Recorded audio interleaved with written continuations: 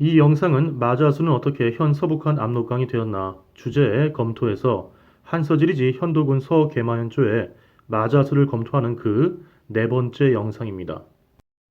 애초에 이 영상은 한서질이지 마자수 검토 3편에 해당하는 사학계 통설 비판과 새 비정편의 초입에 들어가는 영상인데 영상 분량 관계상 분리해서 단편으로 게시하고 본격 비판 및 새 비정 영상은 다음에 게시합니다.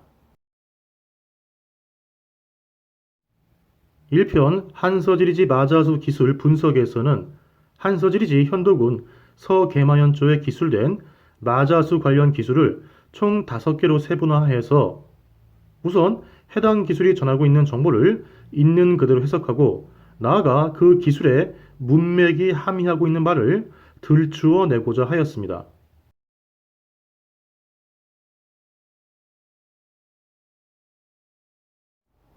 이편 사학계 통솔이 본 현도군과 마자수에서는 사학계 통솔의 마자수 비정 대상을 살펴보기 전에 그 비정의 배경이자 근거가 되는 사학계 통솔의 현도군 인식 내용을 먼저 살펴본 후에 마자수에 대한 사학계 통솔의 견해를 정리하였습니다.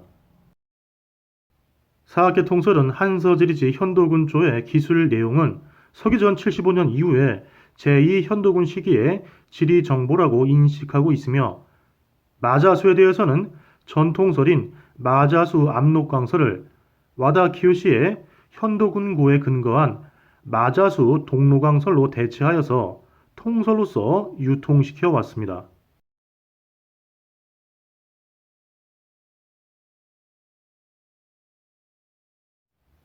사학계는 제2고구려현을 현 신빈 영릉진에 비정하여서 통설화하였으면서도 제1고구려현의 위치에 대해서는 아직 통설을 수립하지 못하고 있는데 집안 국내성 일대로 보는 이병도 설과 환인 하고성자 일대로 보는 노태돈의 설이 주류설을 형성하여 왔습니다.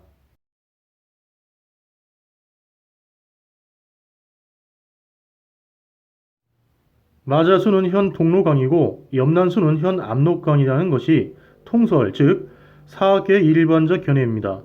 이러한 사학의 통설을 비판하고 마자수를 새롭게 비정하기에 앞서서 먼저 1편과 2편을 상호 대조하여서 그 내용의 합치 여부를 살펴보겠습니다.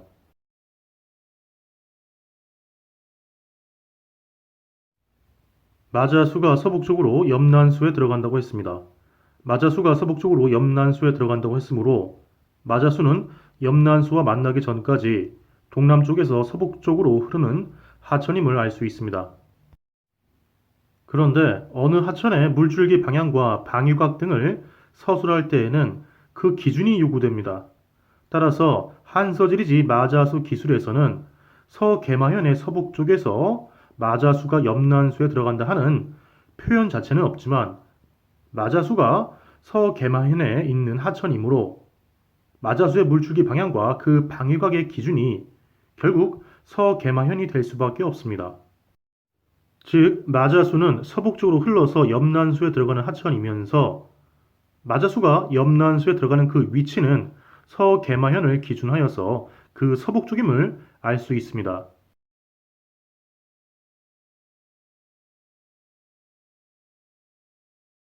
그렇다면 사학계 통설이 마자수를 비정한 동로강과 염난수를 비정한 현 압록강은 어떠할까요? 마자수가 비정된 동로강은 낭림산맥의 서부에서 발원하여서 전체적으로 서북쪽으로 흘러서 길림성 지반시 인근에서 염난수에 비정된 압록강에 들어갑니다. 또한 사학계 통솔에서는 서계마현을 현 강계 지역에 비정하고 있습니다. 따라서 동로강 자체가 서북쪽으로 흘러서 압록강에 들어가며 그 만나는 지점 역시 강계를 기준할 때 서북쪽에 해당합니다. 즉, 사학계 통솔의 비정은 마자수가 서북쪽으로 염난수에 들어간다고 한 한서지리지 기술에 부합합니다.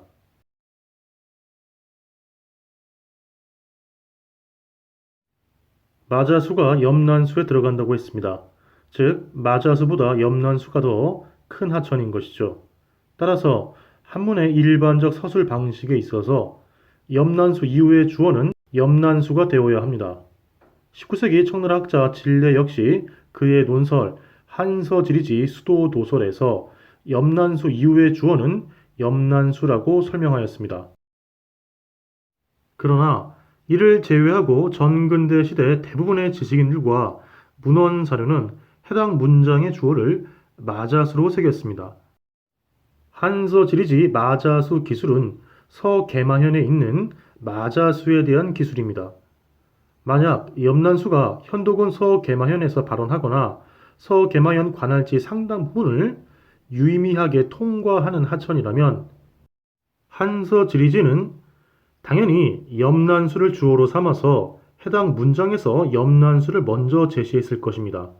왜냐하면 마자수보다 염난수가 더 크고 중요한 하천이니까요. 그러나 한서지리지의 해당 문장은 그렇게 서술하지 않았습니다. 염난수가 비록 마자수가 들어가는 마자수보다 큰 하천이기는 하나 현도군 그리고 그 연접한 요동군 등 한 군현의 관할지 내에서 의미가 있는 하천이 아니었기 때문에 마자수보다 기술에 있어서 그 가치가 낮았던 것입니다.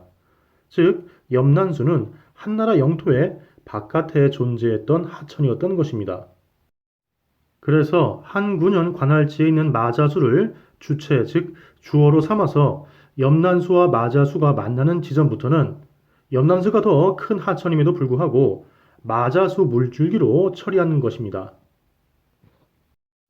두 개의 군, 즉 현도군과 요동군을 지나서 1100리를 흐른다는 표현에서 한서지리지 현도군 서계마현조의 마자수 기술 문장의 주어가 마자수임이 더욱 분명해집니다. 사학계 통설 역시 마자수를 동로강에 비정하면서 마자수 자체를 동로강과 압록강이 연결된 하나의 물줄기로 인식하고 있습니다. 이러한 한서지리지 마자수 기술의 내용과 그 태도를 고려할 때 염난수는 한나라 영토 바깥에 존재한 하천이 분명합니다. 한서지리지 해당 문장은 염난수의 물줄기 방향에 대해서 전혀 기술하지 않았으므로 염난수가 마자수와 만나는 그 방위각에 대해서 대략 6가지를 모두 상정해 볼 수 있습니다. 어느 방향이든 염난수가 마자수와 만나는 지점에서부터 염난수의 그 바깥으로는 한나라 영토가 아니라는 것입니다. 그런데 한나라 영토 바깥에 있는 염난수에 서계마현에 있는 마자수가 들어간다고 하였고 그 마자수가 두 개의 군을 지나서 1100리 또는 2100리를 흐른다고 하였습니다. 따라서 서계마현 역시 현도군 영역의 가장 바깥쪽에 위치하였음을 알 수 있습니다. 염난수가 한나라 영토 바깥에 있으므로 마자수가 있는 서계마현은 한나라 영토 적어도 현도군의 가장 바깥에 위치한 것이죠. 또한 마자수 역시 이러한 서계마현의 바깥에서 그 관할지의 한계 역할을 하였을 것으로 추정할 수 있습니다.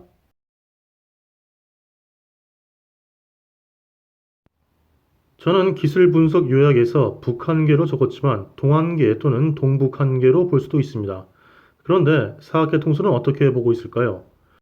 한서지리지 마자수 기술은 염난수가 마자수를 만나는 지점 전까지의 지역은 한나라 영역에 포함되지 않았음을 암시하고 있음에도 사학계 통솔에서는 염난수를 현 압록강에 비정하면서 압록강 중상류뿐만 아니라 동가강과 송화강 수계까지 현도군 관할로 인식하고 있습니다. 사학계 통솔의 현도군 영역 인식이 만약 실제 사실이라면 염난수가 비정된 현 압록강이 현도군 영역 내에서 발생하여서 상당 부분을 할애하여서 관통하고 있으므로 염난수에 대한 추가적인 기술이 한서지리지 현도군 쪽 내에 있어야 합니다. 그런데 그렇지 않죠. 설사 사학계 통설의 마자수 동로강 비정을 그대로 수용한다 하여도 동로강이 현 압록강에 들어가는 지점에 바깥에 해당하는 현 집안에서부터 그 동북쪽, 즉 압록강 중상류 유역과 상당수의 동가강 유역은 현도군의 영역에서 제외해야 합니다.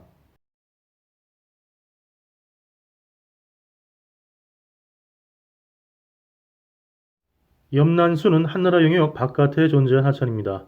따라서 설사 사학계 통솔의 마자수 동로강, 염난수 현 압록강 비정을 수용한다 하여도 동로강이 현 압록강에 들어가는 지점부터 그 바깥 지역은 현도군 영역에서 제외해야 한다고 말씀드렸습니다. 그러나 사학계 통솔은 이를 전혀 고려하지도 설명하지도 않고 있습니다.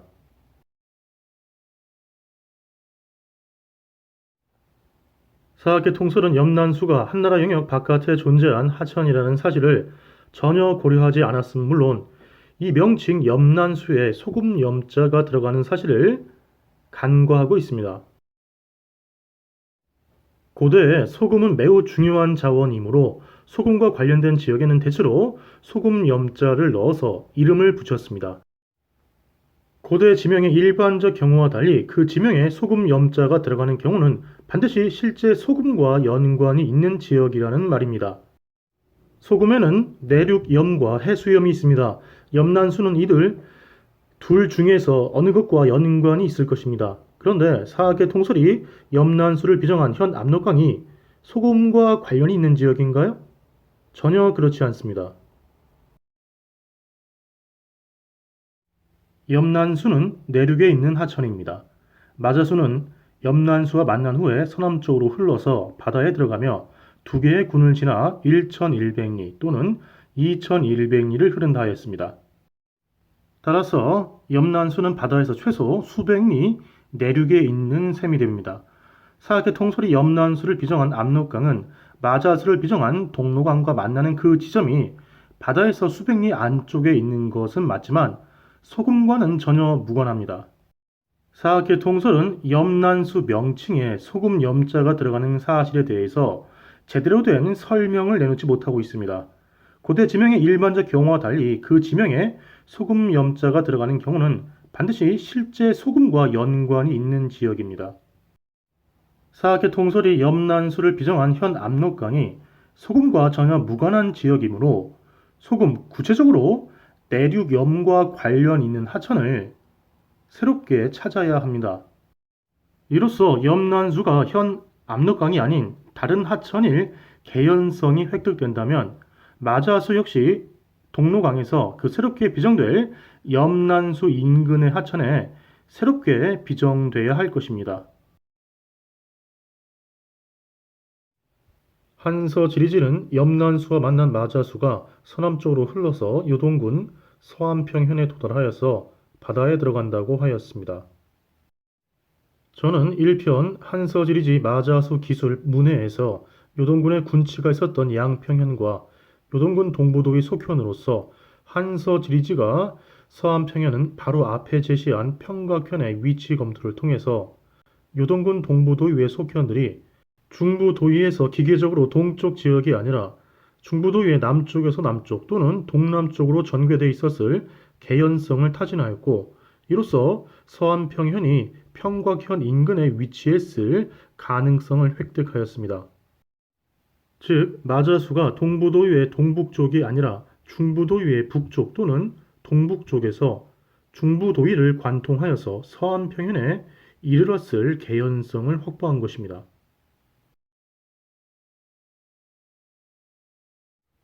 그러나 사학계 통설은 이러한 개연성, 즉 가능성을 전혀 고려하지 않고 있습니다.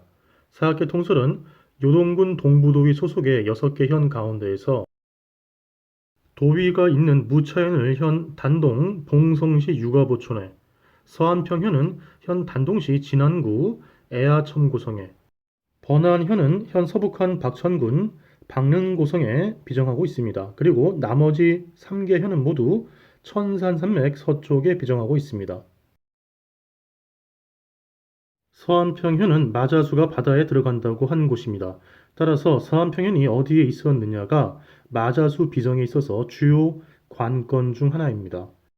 따라서 서안평현이 현 단동시 압록강 서안에 존재했다는 사학계 통설의 주장을 무력화하지 못한다면 결국 사학계 통설의 마자수 비정을 수용해야 할 것입니다.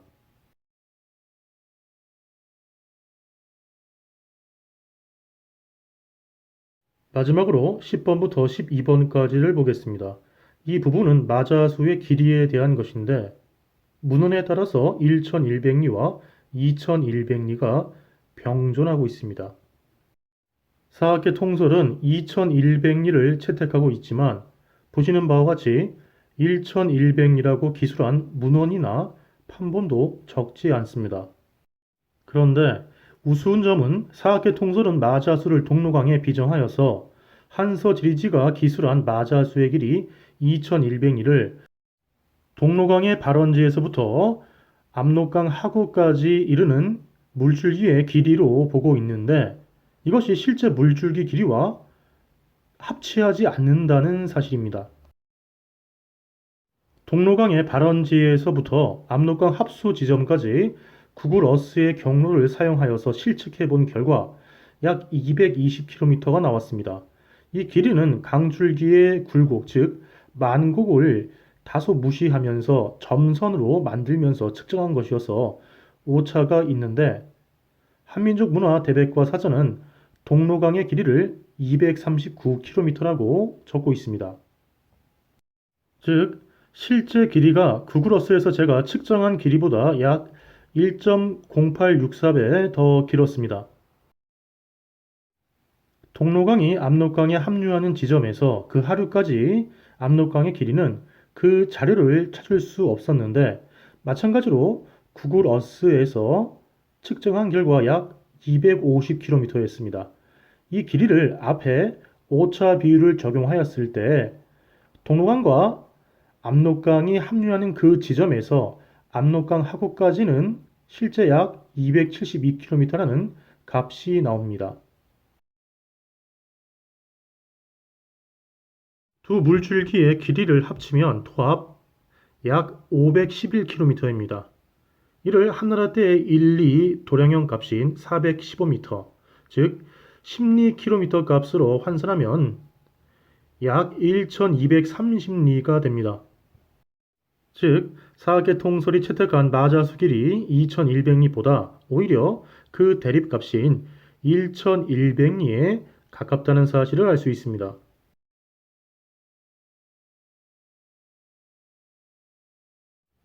마자수에 대한 전통설을 따라서 현 압록강 전체를 마자수로 보더라도 현 압록강의 길이는 790km인데 마찬가지로 한나라 시대의 도량형으로 환산하면 1900리에 불과합니다. 즉 마자수를 동로강으로 보든 현 서북한 압록강으로 보든 사학계 통설대로 2100리를 채택하면 이도저도 아닌 것이 되는 것이죠. 물론 마자수의 길이를 계산 적용하면서 심리를 4km 미만으로 적용하는 꼼수도 관찰됩니다. 그 꼼수를 쓰더라도 마찬가지로 이도저도 아닌 것이 됩니다. 사학계 통설은 마자수를 동로강에 비정하고 또한 마자수의 길이는 2100리를 채택하였는데 이것이 실제로는 전혀 불합치함을 확인했습니다. 어찌되었든 마자수의 길이는 하나의 참고사항으로 삼을 수만 있고 두 개의 군을 지난다 한 기술이 오히려 더 주요한 근거가 될 수 있을 것입니다. 다음 영상에서는 사학계 통설의 마자수 동로강 비정을 심도 있게 비판하면서 마자수를 새롭게 비정하였습니다.